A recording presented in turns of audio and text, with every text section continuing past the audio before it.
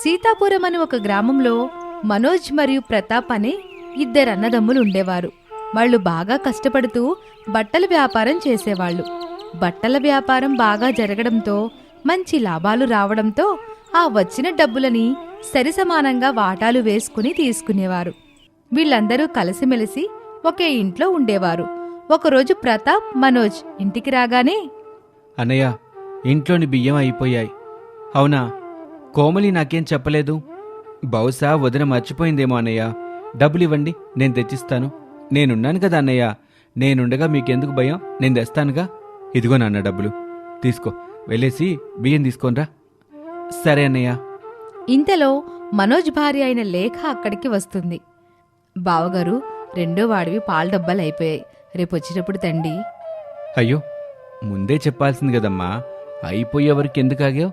ఇప్పుడే మనోజ్ సుబ్బయ్య కొట్టుకెళ్ళాడు. ముందే చెప్పుంటే వాడితో తెమ్మని చెప్పి ఉండేవాణ్ణిగా. సర్లేండి బావగారు, రేపు తెప్పించండి. సరేనమ్మా. ఆ రాత్రి పడుకొని మరుసటి రోజు పనికి వెళ్దామని బయలుదేరుతూ ఉంటారు. ఇంతలో ప్రతాప్ వచ్చి, అన్నయ్య, నాకు కడుపు నొప్పిగా ఉంది, నేను ఈరోజు రాలేను. మీరొక్కరే వెళ్ళొచ్చేయండి అన్నయ్య. సరే తమ్ముడు, నువ్వు విశ్రాంతి తీసుకో, నేను వెళ్తాను. నేనున్నానుగా. ఆ రోజు పనిలోకి వెళ్లకుండా ఇంట్లో నుంచి బయటకు వెళ్లిపోయి బట్టల వర్తకుడైన భూపతి గారి దగ్గరికి చేరుకుంటాడు. నమస్కారం ప్రతాప్ గారు, బాగున్నారా? నమస్కారం అండి భూపతి గారు, బాగున్నామండి. మనోజ్ గారు రాలేదేంటండి? ఇంట్లో అంతా కుశలమేనా? బాగున్నారండి. మీతో చిన్న పనుండొచ్చాను. అయ్యో, చెప్పండి. మీ దగ్గర కొన్ని సంవత్సరాలు బట్టి కొంటున్నాం, కానీ మార్కెట్లోకి కొత్త వర్తకుడొచ్చాడు. ఆయన మీకన్నా తక్కువ ధరకిస్తాను అంటున్నాడు. వెళ్ళి మాట్లాడమంటారా? అదేమిటండి, ఎన్ని సంవత్సరాలుగా నా దగ్గరే కొంటున్నారు కదా, ఇప్పుడు ఎందుకండి ఈ మార్పు? మనకి లాభం ఎక్కడొస్తే అక్కడే కదండి వెళ్ళాలి. అయ్యా, మా దగ్గరుండే బట్ట నాణ్యత గాని దాని యొక్క రంగు గాని చాలా బాగుంటాయి. ఎక్కడైనా ఆ వస్త్రాలే గాని ఆ వర్తకుడు వ్యాపారం చేస్తే నాకు 10% వాటా ఇస్తానంటున్నాడు. మరి నేను మంచి నాణ్యత గల వస్త్రాలు ఇస్తూ ఉంటాను, మీరే అర్థం చేసుకోండి అయ్యా. నాకు 10% వాటా ఇస్తానంటే చెప్పు, లేదు అంటే వ్యాపారం మొత్తం ఆ వర్తకుడికే ఇచ్చేస్తాను. సరేనండి, ఇస్తాను. కానీ నాకీ 10% వాటా ఇస్తున్నట్టు ఎవరికి తెలియకూడదు. మా అన్నయ్యకి గాని చెప్తే మా వ్యాపారం కూడా ఆ వర్తకుడికే ఇచ్చేస్తాను. మరి సర్లేండి, చెప్పను. సరే అని ప్రతాప్ ఇంటికొచ్చేస్తాడు. ఇంతలో మనోజ్ కూడా ఇంటికి చేరుకుంటాడు. రాత్రి భోజనం చేసి పడుకునేటప్పుడు కోమలి ఇలా అంటుంది, ఏవండి, ఈరోజు మీ తమ్ముడు మీతో పనిలోకి రాలేదేంటి? వాడికి కడుపులో నొప్పని అన్నాడులే, అందుకే రాలేదు. ఔషధం తీసుకున్నాడో లేదో. ఏవోనండి, మీరు వెళ్ళిపోగానే తను కూడా బయటికి వెళ్ళిపోయాడు. మీరొచ్చే ముందే వచ్చాడు. అవునా? బహుశా వైద్యుడి దగ్గరికి వెళ్ళుంటాళ్లే. సరే అని భోజనం చేసి గదిలోకి వెళ్లి నిద్రపోతారు. కొన్ని రోజుల తర్వాత వచ్చిన డబ్బులతో ఎవరికీ తెలియకుండా మంచి ఇల్లు కొనుక్కున్నాడు ప్రతాప్. వ్యాపారంలో వచ్చే లాభాలన్నీ తీసుకుని తన దగ్గరే దాచుకుంటూ ఉండేవాడు. కాని ఇంట్లో వాళ్ళ అన్నయ్య మీదే ఆధారపడి బ్రతుకు సాగించేవాడు. ఒకరోజు మనోజ్ స్నేహితుడు వీళ్ళ ఇంటి దగ్గరికి వస్తాడు. ఏంట్రా ప్రసాదు, బావున్నావా? బావున్నాన్రా. ఎన్ని రోజులైందిరా నిన్ను చూసి? అవునరా, పట్టణంలో ఉంటున్నావుగా, అక్కడంతా పర్లేదా నీకు? పర్లేదురా, కానీ ఏదైనా మన ఊరికైతే సాటి రాదు కదరా. ఇంతలో మనోజ్ దగ్గరికి ప్రతాప్ వచ్చి, అన్నయ్య, మన పెద్దాన్ని స్కూల్లో చేర్పిద్దాం అనుకుంటున్నాను. మంచి విషయమే కదరా, తీసుకెళ్ళి బళ్ళో చేర్చు. బళ్ళో చేర్చడానికి డబ్బులు కట్టాలన్నయ్యా, ఇవ్వు. ఇదిగో తమ్ముడు, తీసుకెళ్ళు. డబ్బులు తీసుకుని అక్కడి నుంచి వెళ్ళిపోతాడు ప్రతాప్. ఏమిట్రా నువ్వు డబ్బులిస్తున్నావు? మీ బట్టల వ్యాపారంలో వచ్చిన డబ్బులు సరిసమానంగా లాభాలు వాటా వేస్తారుగా. వాడు కొంచెం అమాయకుడు కూడా, వాడికేమీ తెలియదురా. డబ్బులు వాడి దగ్గరుంటే చెప్తాడుగా, లేవనుకుంటా. ప్రతాపు ఏమంత అమాయకుడు కాదులేరా, మొత్తం డబ్బులు దాచుకొని నీ డబ్బులతో రోజు గడిపేస్తున్నాడు. పోనీలేరా, ఎవరు సంపాదిస్తే ఏంటి, వాడు నా తమ్ముడేగా. సర్లేరా, నీ ఇష్టం, నేను వెళ్తాను, బస్సుకి వెళ్ళాలి, సమయం అవుతుంది మరి. సరేరా, జాగ్రత్త. అలా కొన్ని రోజులు గడిచాక, తమ్ముడు, పండగ వస్తుంది కదా, అవునన్నయ్య. అయితే వర్తకుడి దగ్గరికి వెళ్ళి కొత్త సరుకు తెచ్చిపెట్టు. పండగల్లో మంచి వ్యాపారం బాగా జరుగుతుంది. సరే అన్నయ్య. ఈ సంవత్సరం మంచి మంచి రంగులు గల వస్త్రాలు వచ్చాయి, నేను మొన్నే చూశాను. అవునా? అయితే వేగంగా వెళ్ళి తీసుకొని రారా. ఈ సంవత్సరం చాలా ఎక్కువ మంది నన్ను అడుగుతున్నారు. మన దగ్గర నాణ్యత బాగుండటం వల్ల ప్రజలు ఎక్కువ మంది మన దగ్గర తీసుకుంటున్నారు. సరే అని చెప్పి ప్రతాప్ వెళ్ళి కొత్త సరుకంతా తెచ్చి దుకాణంలో పెడతాడు. 2 రోజుల తర్వాత బట్టలు పెట్టిన దుకాణంలో చిన్న అగ్ని ప్రమాదం జరగడం వల్ల మొత్తం బట్టలన్నీ కాలిపోతాయి. వెంటనే అక్కడికి అందరూ చేరుకొని నీళ్లు వేసి ఆ మంటల్ని ఆర్పుతారు. అయ్యో, ఎంత పని జరిగింది! మన బట్టలన్నీ గాలిపోయాయి, చాలా నష్టపోయాం. అన్నయ్య, ఇప్పుడేంటి పరిస్థితి? ఇప్పుడేం చేస్తాం? అలానే అందరూ కూర్చొని బాధపడుతూ ఉంటారు. ఇంతలో భూపతి వచ్చి కూర్చొని, ఏంటి మనోజ్ గారు, ఏదో అగ్ని ప్రమాదం జరిగిందంట? అవును భూపతి గారు, అగ్ని ప్రమాదమే జరిగింది. ఎవరికీ ఏమీ కాలేదు కదండి? ఎవరికీ ఏమీ కాలేదులేండి, అందరం బాగానే ఉన్నాం. అయ్యా, కొంచెం ఆలస్యమైనా ఈ బట్టలకి చెల్లించాల్సిన మొత్తం చెల్లించండి. ఎందుకంటే నేను వేరే వాళ్ళ దగ్గర తీసుకొస్తుంటాను కదండి, వాళ్ళు నన్ను డబ్బులు కట్టమని చెప్తున్నారు. మేమేమైనా బట్టలు అమ్ముకున్నామా ఏంటి? మీరు మాకు డబ్బులు అడుగుతున్నారు? బట్టలన్నీ కాలిపోయాయి, ఇప్పుడేమీ ఇవ్వటం అవ్వదు.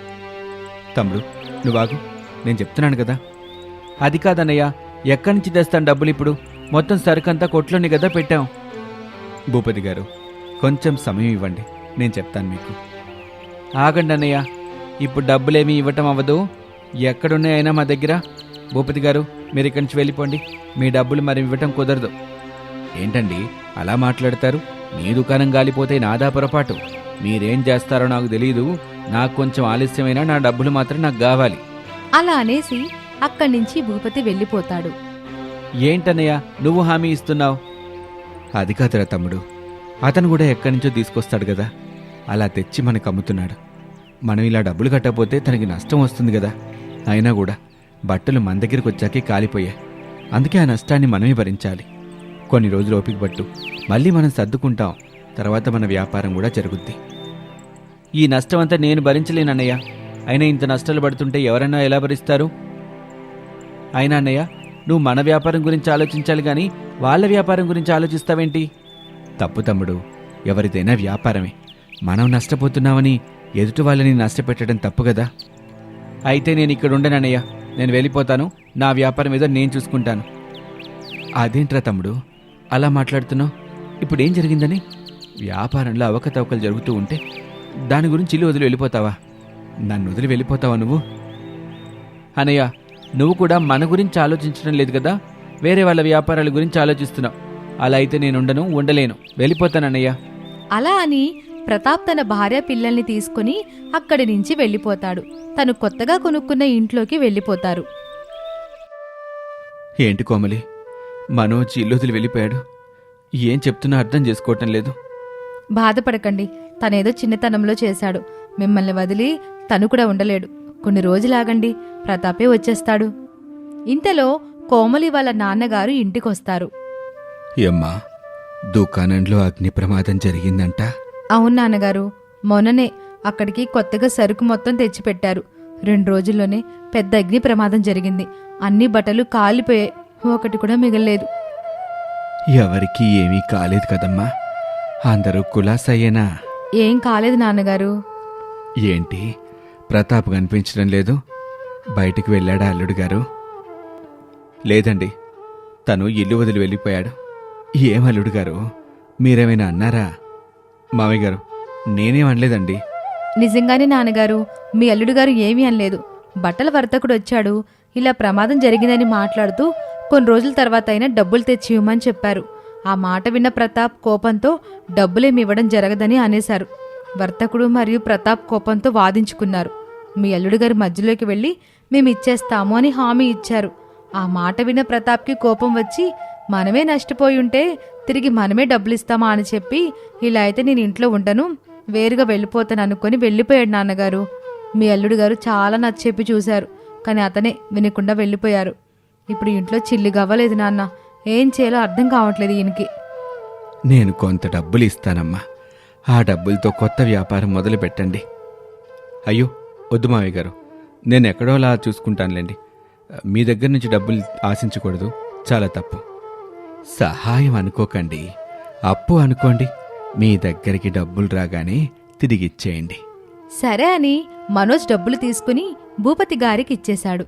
మళ్ళీ కొత్త సరుకు తీసుకుని వ్యాపారం మొదలు పెడతాడు మనోజ్. అటువైపు ప్రతాప్ కూడా వ్యాపారం మొదలు పెడతాడు. 1 నెల రోజుల పాటు వ్యాపారం బాగానే చేస్తాడు, కానీ పెద్దగా అనుభవం లేకపోవడంతో అలా అలా తన వ్యాపారం తగ్గుతూ వస్తుంది. ఎందుకంటే అన్ని రకాల లావాదేవీలు మనోజే చూసుకునేవాడు. వ్యాపారం పట్టు కూడా మనోజ్కి బాగా తెలుసు. ఒకరోజు ప్రతాప్ని చూడ్డానికి మనోజ్ వస్తాడు. తమ్ముడు, ఎలా ఉన్నావురా? ఏంటి కొత్త వ్యాపారం పెట్టావా? ఎలా ఉంది వ్యాపారం? ఏంటన్నయ్యా, నువ్వు లేకపోతే నేను వ్యాపారం చేయలేను అనుకుంటున్నావా? నాకు కూడా వ్యాపారం చేయడం బాగానే తెలుసు, నేను చేయగలను. అది కాదురా, నేను చెప్పేది విను. నువ్వు ఏ వర్తకుడి దగ్గరికైతే సరుకులు తెస్తున్నావో వాడి దగ్గర నాణ్యతంత బాగోదు. ఒకసారి నేను చెప్పేది వినరా. నాకు తెలుసానయ్యా, నువ్వు నన్ను చూసి ఈర్చిపడుతున్నావు, నేను నీకన్నా ఎక్కువగా సంపాదిస్తున్నానని. తమ్ముడు, నిన్ను చూసి నేనెందుకు ఈర్చిపడతాను? నువ్వు బాగుండడమే నాకు కావాలి. నీ ఎదుగుదల నాకు సంతోషమే కదరా. ఏ సమాధానం ఇవ్వకపోవడంతో మనోజ్ అక్కడి నుంచి వెళ్ళిపోతాడు. తన వ్యాపారం చేసుకుంటూ ఉంటాడు. తనకి వ్యాపారం బాగా అనుభవం ఉండడంతో మంచి లాభాలు సంపాదిస్తాడు. తన డబ్బులు తీసుకుని వెళ్ళి వాళ్ళ మామగారికి ఇవ్వగానే, మావి గారు, ఇదిగోండి తీసుకోండి, మీరప్పుడు ఇచ్చిన డబ్బులు. వద్దు నాయనా, నాకేమొద్దు. అవి మీ వాటాకు వచ్చిన డబ్బులే. అది మా మనవళ్ళ పేరు మీద వేసేయండి. కొన్ని రోజుల్లో ప్రతాప్ దగ్గర కొన్న వస్త్రాలకి నాణ్యత బాగోలేదని ప్రజలు ప్రతాప్ దగ్గరికి వెళ్లి అడగడం మొదలుపెట్టారు. అలా తన వ్యాపారం బాగా తగ్గిపోయింది. ఉన్న డబ్బులన్నీ ఖర్చయిపోయాయి. లేక మన ఇల్లు అమ్మేశాను, చాలా అప్పుల పాలైపోయాను. తెచ్చిన సరుకంతా అలాగే ఉండిపోయింది, ఎవరూ కొంటలేదు. కొత్త వర్తకుడి దగ్గర కొన్నానుగా, వాడు మనల్ని మోసం చేశాడు. బాగా పాత బట్టలైనా పనికిరానివి కొత్త ముచ్చుల్లో పెట్టేసి ఇచ్చేశాడు. అవి ఒక్కసారి నీటిలో పెట్టి బయటికి దిగానే పాడైపోతున్నాయి. అవునా? ఎంత మోసం చేశారు? చాలా మోసపోయాను లేక. ఇప్పుడు ఏం చేయాలో అర్థం కావట్లేదు. నా చేతిలో దమ్మిడి కూడా లేదు. చూసారా, మీ అన్నయ్యతో ఉన్నప్పుడు వ్యాపారం ఎంత బాగుండేదో. బావగారికి వ్యాపారం గురించి అన్నీ తెలుసు. మనం అక్కడే ఉండాల్సింది. నేను ఇన్నేళ్లుగా ఉన్నా అక్క అలాగే నా మధ్య ఇప్పటి వరకు ఎప్పుడూ తగులు జరగలేదు. బావగారు అలాగే అక్క చాలా మంచివాళ్ళండి. మన బావగారి దగ్గరికి వెళ్ళిపోదాం పదండి. ఎలాగో ఇల్లు కూడా మన దగ్గర లేదు కదా. నువ్వు చెప్పింది సరైందే, కానీ నేను కోపంలో చాలా మాటలు అన్నయ్యని అన్నాను. మాట్లాడాలంటే భయం వేస్తుంది. అలా ఏమనరు బావగారు. అన్నయ్య దెబ్బలు అన్నా సరే, నేను వెళ్ళి అన్నయ్యని కలుస్తాను, నన్ను క్షమించమని అడుగుతాను అని చెప్పి అక్కడి నుంచి అందరూ కలిసి బయలుదేరారు. అన్నయ్య, అన్నయ్య. తమ్ముడు, లోపలికి రారా. ఏం అక్కడే ఆగిపోయావు? నన్ను క్షమించన్నయ్య, నేను చాలా పొరపాటు చేశాను. నిన్ను మోసం చేద్దాం అనుకున్నాను, కానీ నన్ను నేనే మోసం చేసుకున్నాను. తమ్ముడు, నేనెప్పుడు అలా అనుకోలేదురా. నువ్వు నా తమ్ముడివిరా. నీకేదైనా ఆపదొస్తే అది నాకు వచ్చినట్టే. అయినా మనందరం కలిసి ఉంటేనే సంతోషంరా. ఇంకెప్పుడు వెళ్ళిపోతానని అనకరా. నేనెప్పుడు అలా అన్నయ్య, నన్ను క్షమించండి. మనసులో కపటం పెట్టుకుని వేరే వాళ్ళని మోసం చేద్దాము అని అనుకుంటే వాళ్లకు వాళ్లే మోసం చేసుకున్నట్టు. ఇది ఇవాల్టి కథ. మరొక ఆసక్తికర కథతో మళ్ళీ కలుద్దాం. ఒకానొక ఊరిలో గోపాలం అనే వ్యక్తి ఉండేవాడు. గోపాలానికి చదువు అవ్వలేదు. గోపాలం తల్లిదండ్రులు రామయ్య, సీతమ్మ ఒక్కడే కొడుకవ్వడం మూలాన ఏ పని చెప్పకుండా గారాబంగా పెంచారు. గోపాలం వయసు వాళ్లంతా ఉద్యోగాలు, వ్యాపారాలు, చేతి పనులు చేసుకుంటూ ఉంటుంటే గోపాలం మాత్రం ఇంట్లో కూర్చుని తండ్రి సంపాదన మీద బ్రతుకుతూ ఉండేవాడు. ఏమయ్యా, గోపాలానికి పెళ్లి వయసు వచ్చేసింది. పెళ్లి సంబంధాలు చూడాలి. సంబంధాలు చూద్దాం గాని పిల్లాడేం పని చేస్తున్నాడని అడిగితే ఏం చెప్పాలి? పిల్లాడికి ఎంత ఆస్తుంది, పని చేయాల్సిన అవసరం లేదని చెప్పు. ఎవరూ మాట్లాడరు. ఆ విధంగానే రామయ్య చదువుకొని ఒక అమ్మాయిని చూసి గోపాలానికిచ్చి పెళ్లి చేశాడు. ఆ అమ్మాయి పేరు సులోచన. చదువు లేదన్న మాటే గాని చాలా తెలివైన పిల్ల. సులోచన ఉదయాన్నే లేచి ఇంటి పనంతా పూర్తి చేసి మిషన్ కుట్టేది. గోపాలానికి కూడా ఏదైనా పని చేసుకోమని చెప్తూనే ఉండేది. ఏమండి, ఇలా రోజంతా ఇంట్లోనే కూర్చోకపోతే మీకు తగ్గ పనేదైనా చూసుకోవచ్చు కదా. నాకు పని చేయటం అలవాట్లేదు సులోచన. నాకెప్పుడూ మా అమ్మ నాన్న పనే చెప్పలేదు. అది కాదండి, ఉద్యోగం పురుష లక్షణం అన్నారు పెద్దలు. ఇలా ఇంట్లో కూర్చుంటే మీరు చేతకాని వాళ్ళ అందరికీ కనిపిస్తారు. మా అమ్మ నాన్నే నన్ను ఎప్పుడు అంత మాట అనలేదు. నువ్వేంటి నాకే పని నేర్పించాలని చూస్తున్నావు? ఇంకెప్పుడు పని విషయం మీద నాతో మాట్లాడుకో. దాంతో సులోచన ఆలోచనలో పడింది. గోపాలం పనికి అలవాటు పడేలా చేయాలని నిశ్చయించుకుంది. అసలు గోపాలం ఏ పని చేయగలదో చూడాలని అనుకుంది. ఆ మరుసటి రోజు నుండి గోపాలానికి పనులు చెప్పటం మొదలుపెట్టింది. ఏమండి, కాస్త అలా వెళ్ళి పాల ప్యాకెట్ తీసుకురండి. ఆ మాత్రం పాల కోసం నేను వెళ్ళాలా? నువ్వే తెచ్చుకో. ఏమండి, పోస్ట్ మ్యాన్ వచ్చాడు, వెళ్ళి ఉత్తరం తీసుకోండి. అక్కడ పెట్టేళ్తాడులే, మనం వెళ్లాల్సిన పనే లేదు. ఏమండి, మావి గారి చెప్పులు తెగిపోయాయి కదా, తీసుకెళ్లి కుట్టించరు? అబ్బా, కొత్తవి కొనుక్కుంటాలే సులోచన. ఎన్ని రోజులని ఆ పాత చెప్పులే వాడతాడు? గోపాలం ఇంట్లో చిన్న చిన్న పనులకి సహాయం కూడా చేయకపోవడం సులోచనకి ఆశ్చర్యం కలిగించింది. మా ఆయనకి పనులు చేత కావా, లేదా కావాలనే చేయట్లేదా? తన పనులైతే బాగానే చేసుకుంటున్నాడుగా. ఇది గట్టిగానే తేల్చాల్సిన విషయమే. ఇక ఆ మరుసటి రోజు, ఏవండి, కుట్టిన బట్టలిచ్చి రావడానికి వెళ్తున్నాను, వంటగదిలో జున్ను పెట్టాను, మీరు తీసుకొని తినండి. సులోచన అలా అనగానే వంటగదిలోకి వెళ్లి జున్ను కోసం వెతికాడు. ఎక్కడా కనబడకపోయేసరికి వంటగదంతా వెతికేశాడు. సులోచన కిటికీల నుండి చూస్తూనే ఉంది. ఈయనకి బద్ధకమా అంటే అది కూడా కాదాయే, కాలుగాలిన పిల్లిలాగా బాగానే తిరుగుతున్నారుగా. ఇక మరొక సందర్భంలో, ఏవండి, ఇవాళ మనిద్దరం పెళ్లి భోజనానికి వెళ్ళాలి, మధ్యాహ్నం బయలుదేరండి. గోపాలం మరో మాట లేకుండా మధ్యాహ్నం వేళకు బయలుదేరి సిద్ధంగా కూర్చున్నాడు. సులోచన గోపాలం కలిసి రోడ్డు మీద నడక మొదలుపెట్టారు. సులోచన కావాలని గోపాలాన్ని 2 మైళ్ళు నడిపించింది. అయినా గోపాలం ఏం మాట్లాడకుండా అలాగే నడిచాడు. అయ్యయ్యో, నామతి మండ, పెళ్లివాళ్ళు కదండి, రేపు. అబ్బా, నా కోరిక చంపేశావు కదే. చక్కగా పెళ్లి భోజనం చేద్దాం అనుకున్నాను అంటూ మళ్ళీ ఇద్దరు 2 మైళ్ళు ఇంటికి నడుచుకుంటూ వచ్చారు. అప్పుడు సులోచనకి విషయం మొత్తం అర్థమైంది. మా ఆయనకి పని అలవాటు లేకపోవడం కాదు, కావాలనే చేయట్లేదు. ఈయన పెద్ద పని దొంగ. చెప్తా ఈయన పని. ఇక ఆ తర్వాత రోజు సులోచన నిద్రలేచింది కాని ఏ పని చేయలేదు. మెలకు వచ్చినా కూడా మంచం మీద పడుకొనుంది. గోపాలం గదిలోకొచ్చి ఆమె మెలకుగా ఉండడం చూసి కోపడ్డాడు. సులోచన, ఏంటి మెలకు వచ్చిన మంచం మీదే ఉన్నావు? నువ్వు టీ ఇస్తావేమోనని అమ్మా, నేను, నాన్న బయట కూర్చొని చూస్తున్నాం. ఏమండి, నాకు మీ పద్ధతి బాగా నచ్చిందండి. ఇక నుండి నేను కూడా ఏ పని చేయను. అదేంటి, ఏ పని చేయకపోవడం ఏంటి? నాకు నిన్ననే జ్ఞానోదయం అయ్యింది. మీరు పని చేయలేక కాదు, తప్పించుకుంటున్నారని. నేను కూడా అలాగే ఇక నుండి పనులు తప్పించుకుంటానండి. నువ్వు పనులు తప్పించుకుంటే మరి ఇంట్లో పనులు ఎవరు చేస్తారు? మీరు సంపాదించట్లేదు, మరి ఇల్లెలా గడుస్తుంది? మీ నాన్నగారి సంపాదన మీద. అలాగే నేను పని చేయను, మరెవరు చేస్తారు? మీ అమ్మగారు చేస్తారు కాబట్టి. సులోచన, చాలా ఎక్కువ మాట్లాడుతున్నావు నువ్వు. అసలు నువ్వు వాడదానివేనా? వయసైపోయిన అత్తగారి మీద పనుల భారం వేస్తావా? అయితే మీరు వెళ్ళి సహాయం చేయండి. సులోచన కొంచెం కూడా కదలలేదు. దాంతో గోపాలానికి బాగా కోపం వచ్చింది. ఏ పని చేయనక్కడికి నువ్వు ఈ ఇంట్లో ఉండాల్సిన అవసరమే లేదు. మీ పుట్టింటికి పోయి అక్కడ చేసుకో పెత్తనాలు. సులోచన బ్యాగ్ సర్దుకొని నిజంగానే వెళ్ళిపోయింది. గోపాలానికి ఏం అర్థం కాలేదు. ఆ రోజు నుండి తిప్పలు మొదలయ్యాయి గోపాలానికి. సులోచన చేసే పనులన్నీ జరగక చాలా ఇబ్బంది పడ్డారు. ఇంట్లో గొడవలు మొదలయ్యాయి. ఒరే గోపాలం, కోడ లేకపోతే చాలా కష్టంగా ఉందిరా, వెళ్ళి తీసుకురా. నేను వెళ్ళనమ్మా, నాకంత అవసరం లేదు. నీకు అవసరం లేదులే, మాకు మా కోడలు కావాలి. ఏం అవసరం లేదు. ఆవిడగారు లేకముందు మనం ఎలా ఉన్నామో అలాగే ఇప్పుడు ఉందాం. అంతేలే, అమ్మా బాబుల మీద బడిదినే నీకు మనుషుల విలువ ఎలా తెలుస్తుందిరా? నాన్న, నేను నీ కొడుకుని. సులోచన మా కోడలు. పొద్దునుండి సాయంత్రం వరకు మన అవసరాలని చూసే కూతుర్లాంటి బిడ్డని ఇంట్లో నుంచి పంపించేశావు. నీ మొహం కూడా చూడాలని లేదు నాకు. నువ్వు పోతే నిన్ను మొయ్యాల్సింది నేనే అని గుర్తుంచుకో. ఆహా, అంతవరకు వచ్చిందా వ్యవహారం?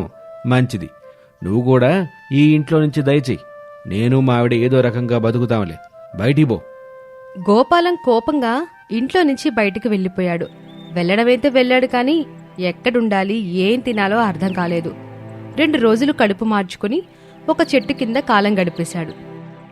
ఇక 3వ రోజుకి పౌరుషం పొడుచుకొచ్చింది. వాళ్ళ ఇంట్లో ఉంటూ వాళ్ళు పెట్టే తిండి తింటున్నానని కదా నన్ను ఇంట్లో నుంచి పొమ్మన్నారు. నేను 4 రాళ్ళు సంపాదించలేనా ఏంటి?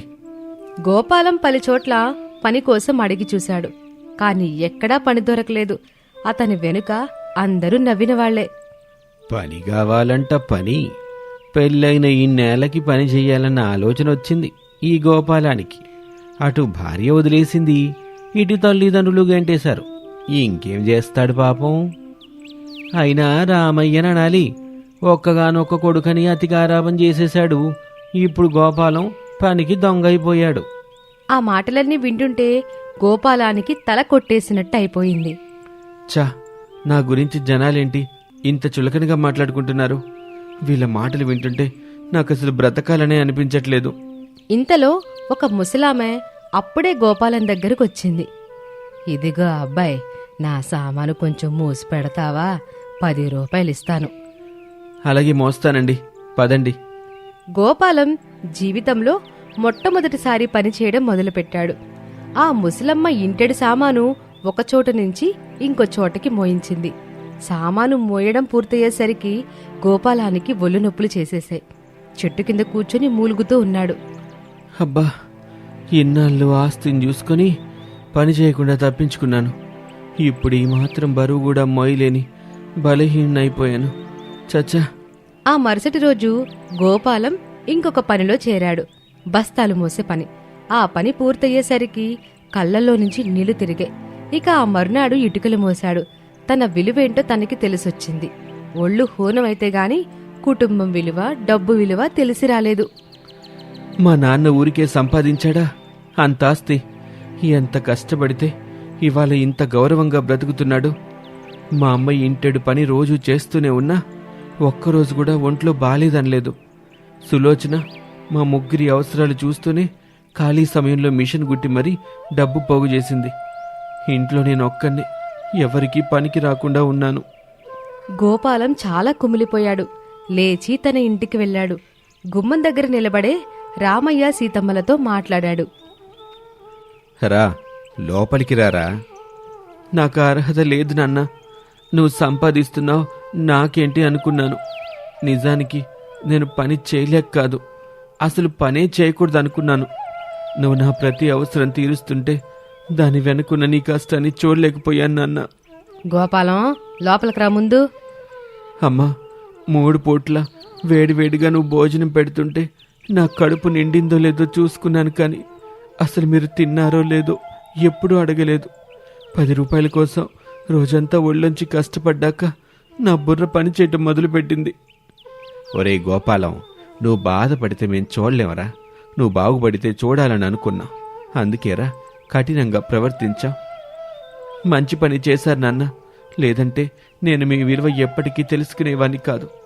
సులోచనకి కూడా క్షమాపణ చెప్పాలి. ఇప్పుడే వెళ్ళి సులోచనని తీసుకొస్తానన్నా. గోపాలం వెంటనే సులోచన ఊరికి వెళ్తాడు. అప్పటికే సులోచన అరుగు మీద దిగాలుగా కూర్చుని ఉంది. గోపాలాన్ని చూసి లేచి నిలబడింది. సులోచన, నన్ను క్షమించు. నీ బాధ ఏంటో నాకు ఇప్పుడు అర్థమైంది. ఇక నుంచి నేనే సంపాదిస్తాను, నిన్ను కుటుంబాన్ని పోషిస్తాను. కానీ నిన్ను బంగారు మెడల్లో పెట్టలేను. 3 పూట్ల లోటు లేకుండా నీ కడుపు నింపగలను. నగలు కొనలేను, కానీ మంచి బట్టలు కొంటాను. నీకిష్టమైతేనే నాతోరా. నేను నిన్నింక ఇబ్బంది పెట్టను సులోచన. సులోచన ఆ మాటలకి చాలా పొంగిపోయింది. తన భర్తకి పని విలువ తెలిసిందని సంతోషపడింది. వెంటనే బ్యాగ్ తీసుకుని గోపాలంతో ఇంటికొచ్చేసింది. రామయ్య ఇల్లు మళ్ళీ కలకలలాడుతూ కనిపించింది. ఉదయాన్నే సులోచన అందరికీ టీలు, టిఫిన్లు పెట్టడం, గోపాలం పనికి బయటికి వెళ్లడం, పెద్దవాళ్ళిద్దరూ ప్రశాంతంగా కాలం గడపడం అంతా కలలా సాగిపోతుంది. గోపాలం చిన్న పని పెద్ద పని అని కూడా చూడకుండా చేతికొచ్చిన పని చేస్తూ కుటుంబ అవసరాలు చూడడం నేర్చుకున్నాడు. ఇది ఇవాల్టి కథ. మరొక ఆసక్తికర కథతో మళ్ళీ కలుద్దాం.